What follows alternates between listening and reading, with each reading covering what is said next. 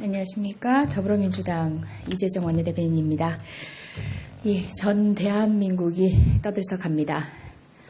어제 대통령의 사과 그리고 사과에 이르기까지의 드러난 의혹에 대한 더불어민주당의 입장입니다.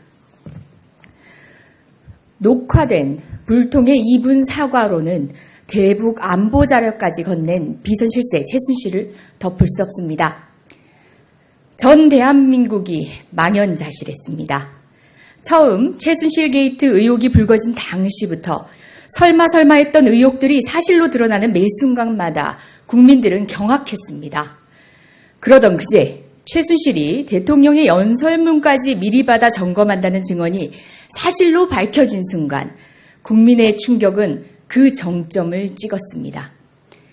박근혜 대통령 비선실세 논란은 어제 오늘 일이 아닙니다.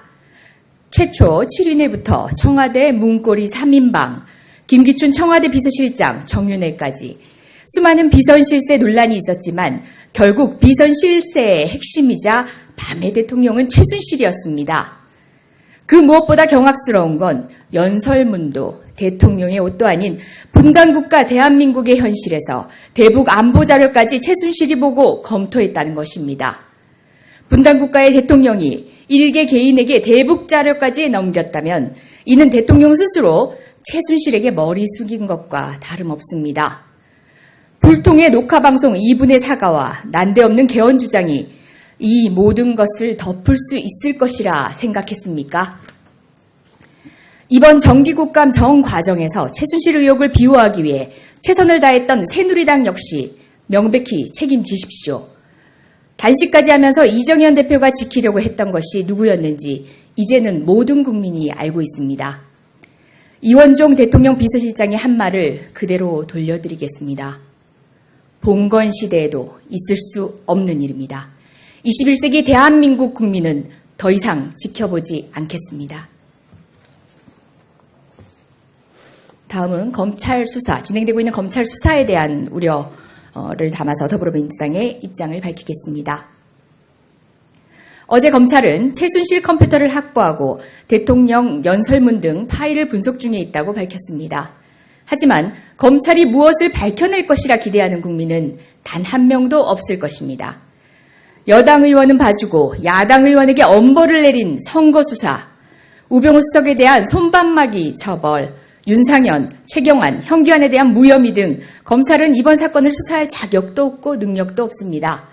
어정쩡한 자세로 면죄부를 줄 것이 뻔하다는 국민의 지탄에 검찰은 그대로 부응할지도 모릅니다.